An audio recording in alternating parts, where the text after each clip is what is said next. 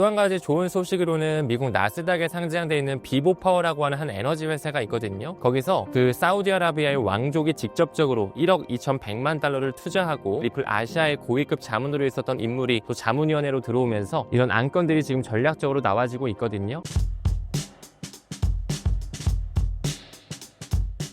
네, 반갑습니다. 네, 신사임당 구독자 여러분들 안녕하세요. 저는 리플 빅뱅의 저자이자 타임 레버리지 운영하고 있는 문창훈입니다. 만나뵙게 돼서 반갑습니다. 최근 리플의 상황을 정리 부탁드립니다.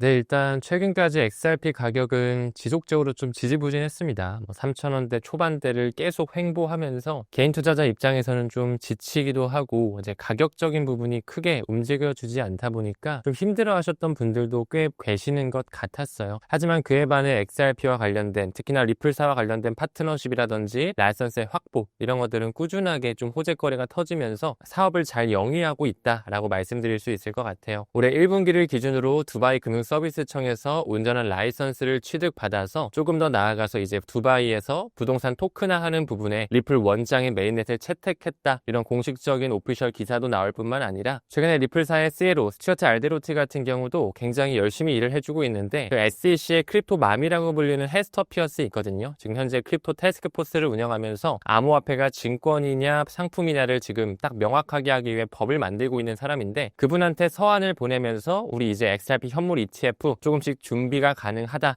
명확성을 가지고 있다 이런 식의 요구사항을 서한을 보내면서 조금씩 SEC에서도 위즈덤 트리에서 신청한 XRP 현물 ETF, 21 쉐어즈에 신청한 XRP 현물 ETF 이런 상품군들을 공식적으로 받아들이면서 이제 검토 작업 SEC에서 XRP 현물 ETF에 대한 기반이 다져지고 있다라고 봐주시면 될 것 같고 또 한 가지 좋은 소식으로는 미국 나스닥에 상장되어 있는 비보파워라고 하는 한 에너지 회사가 있거든요. 거기서 그 사우디아라비아의 왕족이 직접적으로 1억 2,100만 달러를 투자하고 또 SBI 리플 아시아의 고위급 자문으로 있었던 인물이 또 자문위원회로 들어오면서 전략적으로 비보파워라는 회사가 XRP에 투자를 단행하겠다 이런 안건들이 지금 전략적으로 나와지고 있거든요. 물론 6월 중 하순에 주주총회가 완전히 끝나야지만 최종적으로 결론이 지어지겠지만 현재 비보파워에서 그런 얘기가 나오자마자 비보파워의 주가가 약 30% 정도 급등하면서 많은 투자자들이 관심을 갖고 있습니다. 그만큼 XRP에 대해서 많은 기관 투자자들 또한 관심을 갖고 있다라고 볼 수 있고 사실 가격적인 흐름이 아직까지는 우리 개인 투자자 입장에서 좀 아쉽게 느껴지고 있는데 항상 그 세력들, 기관들은 OTC 장외 거래를 하고 있고 특히나 또 XRP 같은 경우는 다크풀 거래라고 해서 그 마켓 메이커들이 붙어 있는 그 뭔가 가격에 반영되지 않은 손바꿈이 충분히 일어날 수 있기 때문에 우리가 그들이 끌어올리는 시기까지 좀 천천히 기다려야 되지 않을까 현재는 좀 그런 기다림의 시간으로 보고 있습니다. 최근 가장 주목하고 계신 리플이나 가상자산 이슈들 중 몇 가지 소개 부탁드립니다.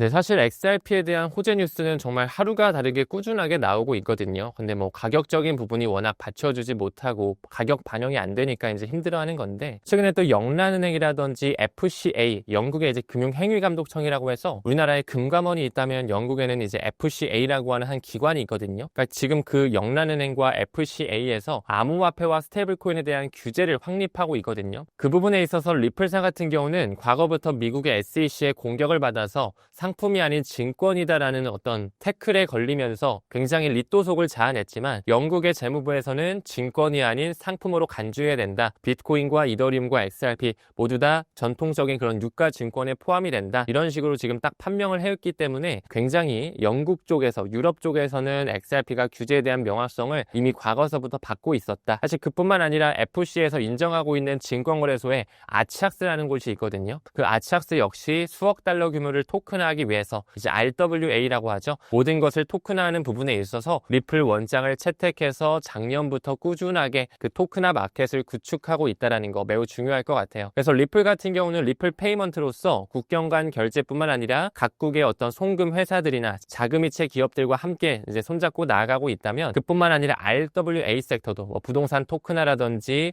예술품의 토큰화라든지 심지어 자동차까지도 암호화폐로 사는 부분에 있어서 꾸준하게 리플 원장과 XRP에 대한 그 옵션 사항들이 포함되고 인정되고 있다는 것 매우 중요하게 바라볼 수 있을 것 같습니다. 6월 XRP의 가격 전망은 어떻게 보시나요? 네, 현재까지 암호화폐 시장 자체가 조금 비트코인만 어느 정도 이제 달러 기준으로 신고가를 경신했고, 알트코인들은 아직은 좀 밑에 머물러 있거든요. 특히나 이더리움 같은 경우도 물론 조금 올랐다고 한들 아직까지는 한 300만 원 중반대 머물면서 개인 투자자 입장에서는 아직 좀 손절권에 들어가 있으신 분들이 많으실 거라고 생각이 들어요. XRP도 마찬가지로 많이 못 올라주고 있죠. 일단 최근까지 거시경제 환경이 너무 안 좋았기 때문에 지금 주식이라든지 코인에 대한 어떤 상승에 대한 발목을 잡고 있지만, 그 기관들은 개인들이 던지는 물량들을 모두 다 잡아먹고 뺏어가고 있다는 것에 초점을 맞추셔야 됩니다. 그렇기 때문에 일단은 우리가 지금은 좀 기다리는 시간이겠지만, 앞으로 비트코인을 필두로 한 다시 한번의 그 네 번째 반감기 사이클이 연출될 것이라 생각을 하고, XRP를 필두로 한 알트코인 역시 항상 그들이 비트 먼저 끌어올린 다음에 그 돈으로 알트코인, 라지캡, 미들캡, 스몰캡 순으로 이제 순환매 사이클을 만들어내기 때문에 6월달 자체는 우리가 조금 비트코인에 대한 상승을 바라보면서 조만간 알트 시즌이 오겠구나, 이렇게 좀 시장을 바라보고 긍정적으로 시장에 머물러야 되는 시기라고 보고 있어요. 혹시 단기적으로 유의해야 할 변수에는 어떤 것이 있을까요? 네, 일단 뭐 XRP 관련해서는 워낙 퍼드성 뉴스가 많이 나오죠. 퍼드라고 하는 거는 두려움, 불확실성, 의심을 품을 만한 그런 거짓 기사를 뜻하는데, 굉장히 많이 투자자들이 흔들릴 수밖에 없는 기사들이 특히나 많이 XRP 쪽엔 나오거든요. 뭐 예를 들어서 리플사가 RLUSD 그 스테이블 코인 사업에 집중하고 뭐 XRP는 버릴 것이다, 뭐 이런 얘기가 나오기도 하고, ISO 20022 메시징 표준과 XRP와는 관련성이 없다, 뭐 이런 얘기가 나오기도 하고요. 또 리플사가 매월 1일에 한 번씩 이제 10억 개 정도의 SQ 물량을 풀어내는데, 그 부분에 있어서 뭔가 리플사에서 덤핑 물량을 만들어낼 거다, 가격이 뭔가 낮아질 수 있기 때문에 지금 팔아야 된다 등등의 어떤 그런 거짓 기사들이 너무나 많이 나오거든요.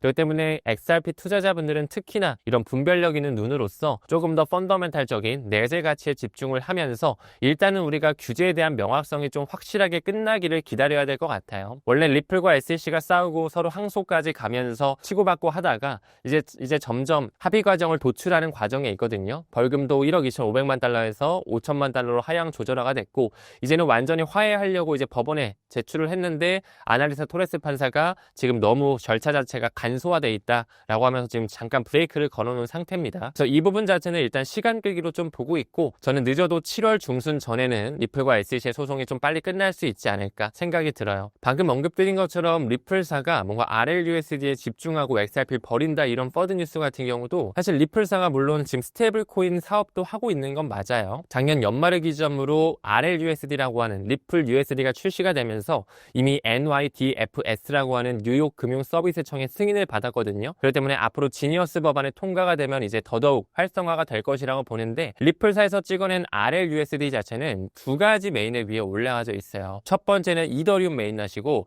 두 번째는 리플 원장이거든요. 이더리움 메인넷에 올라갔을 때 이가 가치가 이동되면 이더리움이 조금씩 수수료로 쓰이는 것처럼, 리플 원장의 RLUSD가 올라가서 거래가 이루어지면 XRP가 소각이 돼요. 그렇기 때문에 리플사가 RLUSD만 집중하고 XRP 버린다? 말이 안 되는 거죠. RLUSD가 커지면 커질수록 시가총액이 커지고 주조량이 많아지고 거래가 활발해질수록 XRP가 그만큼 많이 소각이 되기 때문에, 이것은 딱 개인 투자자들이 봤을 때 뭔가 XRP가 버리는 거 아니야 진짜? 이런 식으로 혹할 수는 있지만, RLUSD 자체가 리플 원장 위에 구축이 돼가지고 거래가 이루어지면 질수록 XRP가 소각되는 유틸리티가 생기는 그런 메커니즘을 취하고 있기 때문에 절대로 그런 퍼드 뉴스에 휘둘리시면 안 되겠죠. 그리고 아까 언급드린 뭐 ISO 20022 메시징 표준이 XRP와 연관이 없다라고 하는 이런 기획 기사들도 굉장히 많이 돌아다니는데, 우리가 ISO 20022라고 하는 것은 그 금융 엘리트들이 그 스위프트망, 전 세계 국경 간 결제를 담당하는 파이프라인에서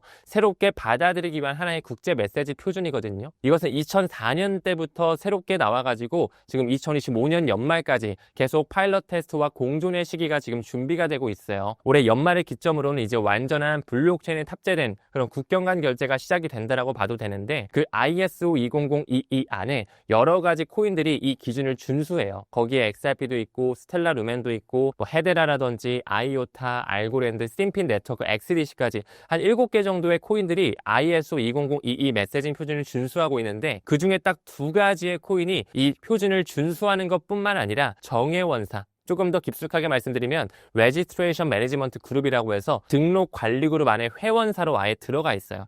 굉장히 영향력 있는 기구거든요. 그 두 가지 코인이 바로 XRP와 XLM이에요. 그렇기 때문에 ISO 20022가 XRP와는 직접적으로 연관이 없다. 이건 어떻게 보면 맞는 말이에요. 왜냐하면 ISO 20022는 리플 네트워크라고 하는 하나의 네트워크를 끼고 있거든요. 근데 그 리플 네트워크가 뭐냐면 리플사에서 고안한 국경 간 결제를 위한 특수 목적으로 만들어낸 솔루션이에요. 그 리플 네트워크를 썼을 때 그 리플 네트워크로서 CBDC가 왔다 갔다, 특히나 도매형 CBDC가 왔다 갔다 할 때는 이 XRP가 소각이 되는 유틸리티를 가지고 있기 때문에 결국에는 이 새로운 ISO 20022 메시징 표준과 XRP는 리플 네트워크라고 하는 중간 매개체로서 연결성을 가져간다라고 볼 수가 있는 거죠. 이렇게 뭔가 기사만 봤을 때는 뭐 XRP 진짜 버리나? XRP는 금융 표준이랑 연관이 없나? 라고 하실 수 있겠지만 RLUSD가 어떤 메인을 위해 올라가고 ISO 20022 메시징 표준이 어떤 네트워크를 품고 있는지 등록 관리 그룹에 리플 네트워크가 있기 때문에 XRP와 연결될 수밖에 없다라는 거,